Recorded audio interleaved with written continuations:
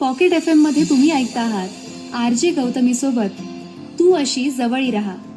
भाग 1. मी याची सेक्रेटरी. हाय, मी शर्वरी उर्फ शरू. यु नो व्हॉट, मला ना नेहमीच बोरिंग लाईफचा कंटाळा येतो. भिडून लाईफ मध्ये स्पाइस मागताय, मगच तर जगण्याला अर्थ आहे ना. तेच रुटीन फॉलो करणं मला कधीच जमलं नाही. पण भाई, हे पण तोवर जोपर्यंत आरवी माझ्या लाईफ मध्ये नाही आला. आरवी म्हणजेच रणविजय कोलते पाटील.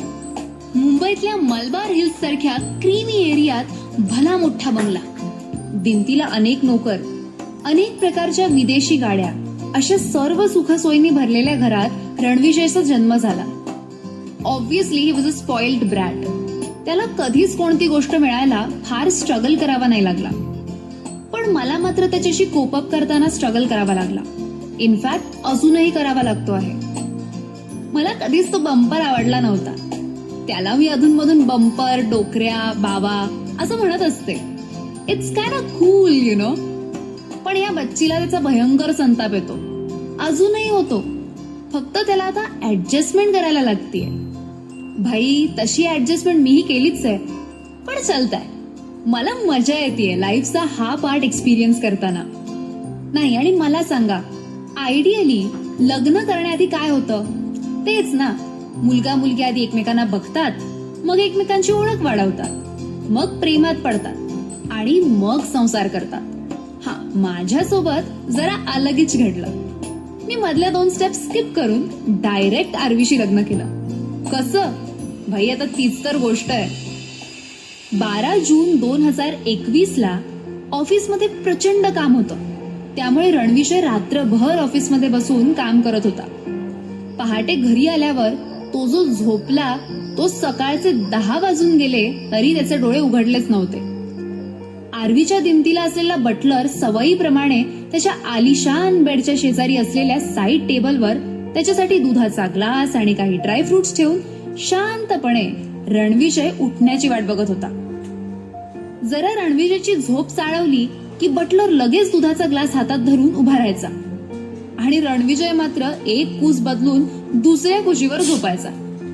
असं 2-3 वेळा झालं आणि दरवाजा नॉक झाला. बटलरने बघितलं तर माई आली होती. माई म्हणजेच रणविजयची ग्रॅनी. चेहऱ्यावरील तेज, चालण्यात डौलदारपणा आणि नजरेत एक प्रकारची जरब. वयाने जरी 70ची असली तरी चेहऱ्यावर थकव्याचा लवलेशही नाही. जणू काय वरदानच. राणू, अजून उठला नाहीस?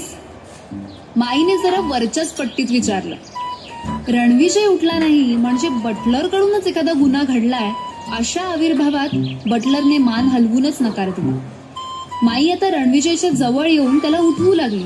पण बंपर डिम्म. झोपायच्या रेसमध्ये आरवी कुंभकर्णाला सुद्धा हरवेल. राणू, हे राणू, उठ की बाळ, सूर्य डोक्यावर आलाय बघ, माई म्हणाली. रणविजयने पुन्हा त्याची कूस बदलली आणि माई, काल खूप काम केलंय, झोपू देत ना, असं म्हणत अंगावरून सरकलेलं पांघरून डोक्यावर घेऊन झोपून गेला. पण ती माई आहे, ती कुठली त्याचं म्हणणं ऐकणार आहे? तिने एका दमात एखाद्या पैलवानाने आखाड्यामध्ये समोरच्या स्पर्धकाला चितपट करावं तसं तिने रणविजयच्या अंगावरची चादर खसकन खेचून काढली आणि रणविजय खडबडून जागा झाला. माई, काय चाललंय? सांगितलं ना झोपू देत मला. रणविजय जरा वैतागतच म्हणाला. आणि मीही सांगितलं होतं तुला काल की तुला माझ्यासोबत यायचं आहे उद्या. माईने त्याच्यावरच्या पट्टीत सूर लावत त्यालाच सांगितलं. माईचे शब्द ऐकून रणविजयला कळून चुकलं होतं की तो पूर्णपणे विसरून गेला होता. तेवढ्यात नाश्ता रेडी आहे सांगण्यासाठी मी तिथे गेले आणि मला बघताच का कोण जाणे, रणविजयचा पारा पुन्हा चढला आणि जवळपास तो माझ्यावर खेकसलाच. तू कशाला आलीयस इथे? कदाचित त्याला माझं तिकडे येणं आवडलं नव्हतं. हा, आता कोलते पाटील कुटुंबाने मला लहानपणापासून सांभाळलं असलं तरी आता मी काय त्यांच्या घरात कायमची राहत नव्हते. मुळात आज गेले होते तेही माईने बोलावलं होतं म्हणून. 2 सेकंदासाठी कुछ चुबन लगी, ऐसा लगा यार. मी आणि रणविजय गेले कित्येक महिने भेटलोच नव्हतो. कारण जेव्हा जेव्हा मी घरी यायचे माईला भेटायला तेव्हा तेव्हा रणविजय ऑफिसमध्येच असायचा.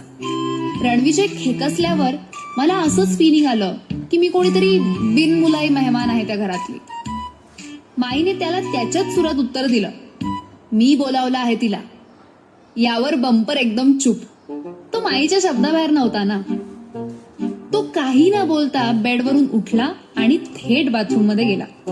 मी बिथरले आहे हे माईच्या लक्षात आलं होतं. तिने अतिशय प्रेमाने मला, नको काळजी करूस, होतं असं राणूचं कधी कधी, अशा आविर्भावात मला इशारा केला आणि माझ्याकडे बघून एक क्यूट स्माइल केला. मला जरा हायसं वाटलं एकदम. आपण की माई म्हणजे शिस्त म्हणजे शिस्त. भाई दिलेल्या वचनाला तर ती जाम पक्की होती. एक बार जो कमिटमेंट कर दी तो कर दी. एखाद्याला शब्द दिला की तो पूर्ण करायचा हा तिचा फंडा.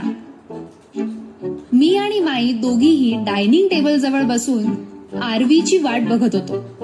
नाश्ता आणि रात्रीचं जेवण फॅमिलीने एकत्रच करायचं हा या घरचा अलिखित नियम. आणि कोलते पाटील फॅमिलीतला प्रत्येक जण अगदी तो आजही फॉलो करत होता. नाश्ता आणि जेवणात प्रत्येकाच्या आवडीचं काही ना काहीतरी बनवत.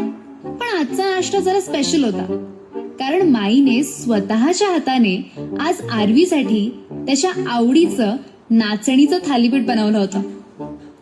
आय वॉज डॅम शुअर काहीतरी खास कारण असणार या थालीपीठामागे. पण काय हे फक्त माईलाच माहिती होतं. माई मला थालीपीठाची रेसिपी सांगत होती तेवढ्यात आरवी आवरून छान फ्रेश होऊन डायनिंग टेबलवर येऊन बसला. पण माझ्याकडे बघण्यातला त्याचा तो रुक्षपणा होता तो काही कमी झाला नव्हता. एखाद्या अडगळीतल्या वस्तूकडे आपण दुर्लक्ष करतो ना, तसं त्याने माझ्याकडे दुर्लक्ष केलं.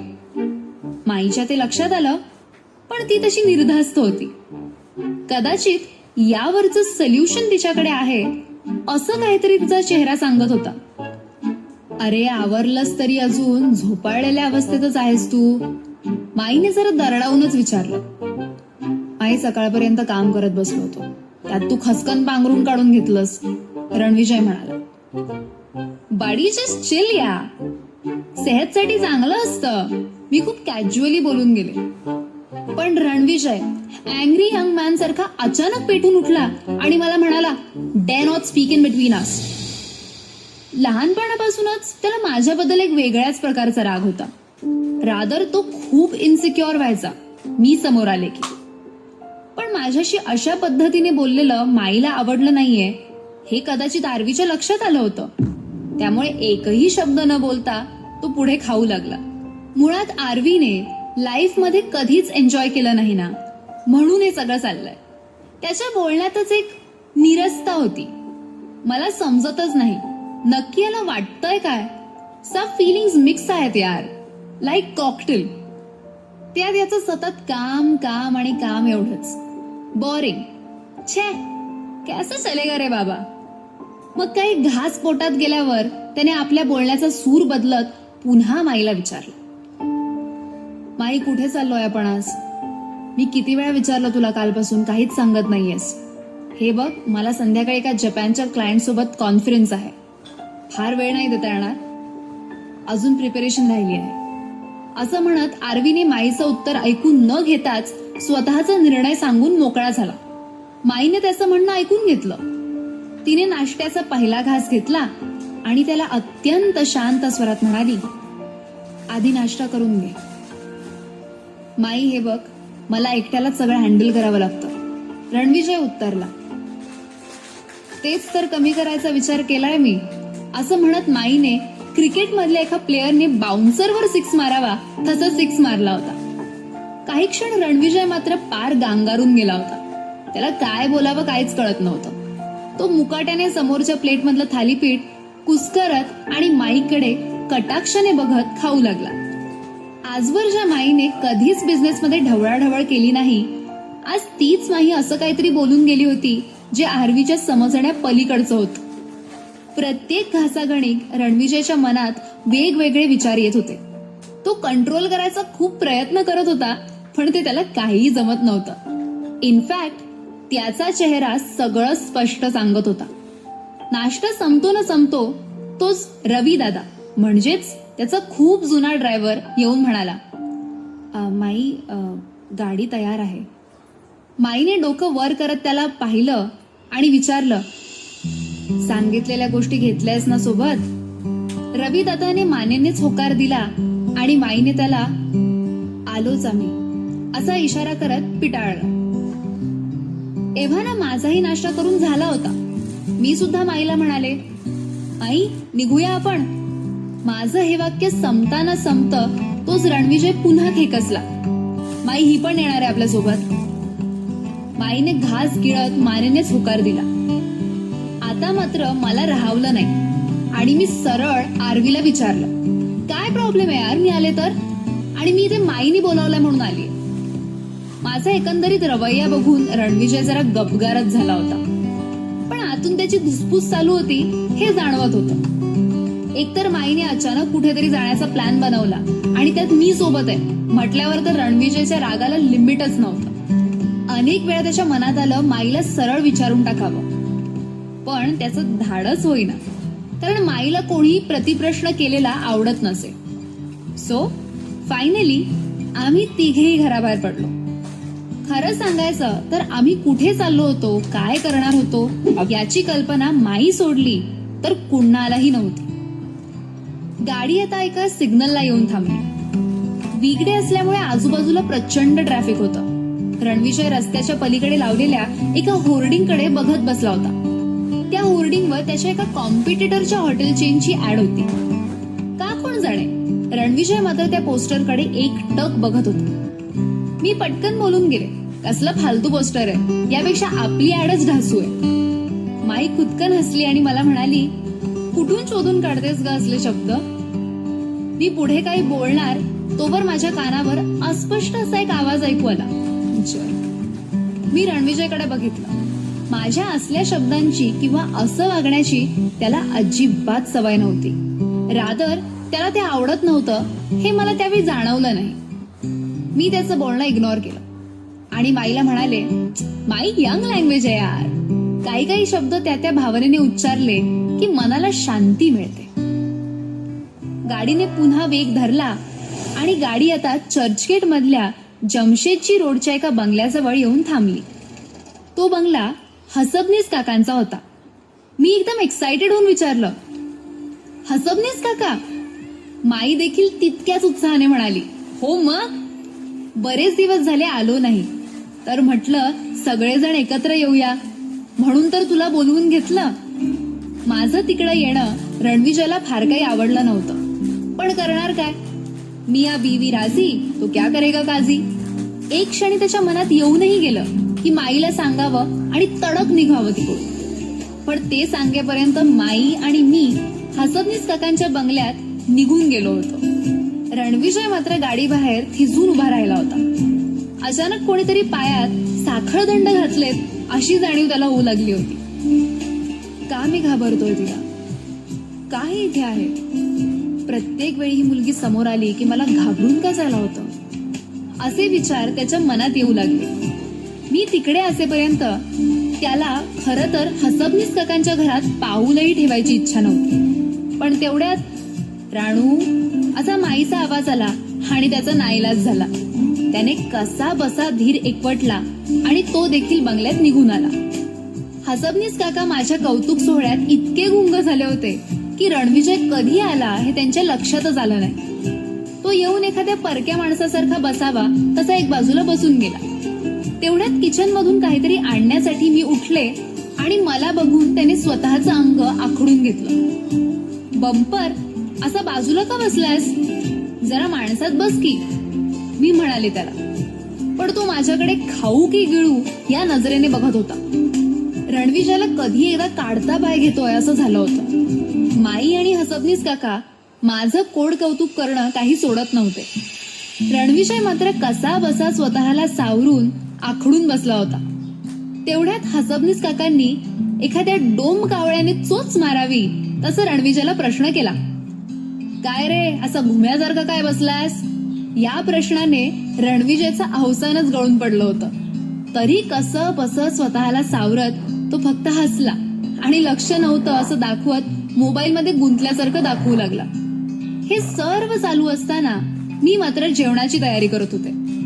आतून करंज्यांची प्लेट घेऊन येत मी खूपच कॅज्युअली हसबनीस काकांना म्हणाले, काका बड्डे लोक बड्डी बाते. यावर माई लगेच मिश्किलपणे हसली. ती रणविजयला कोपऱ्याने खुणावत दबक्या आवाजात म्हणाली, बघितलंस अजूनही बदलली नाहीये. काय मत आहे तुझं? रणविजयला काय बोलावं काहीच सुचत नव्हतं. अचानक अंगावर दरड कोसळावी तसे माईचे प्रश्न कोसळत होते. माई तुझं नक्की इंटेन्शन काय? रणविजयने तिला विचारलं. माई फक्त हसबनीस यांच्याकडे बघू लागली आणि आखो ही आखो में इशारा झाल्यासारखं हसबनीस यांनी माईच्या बोलण्याची री ओढली.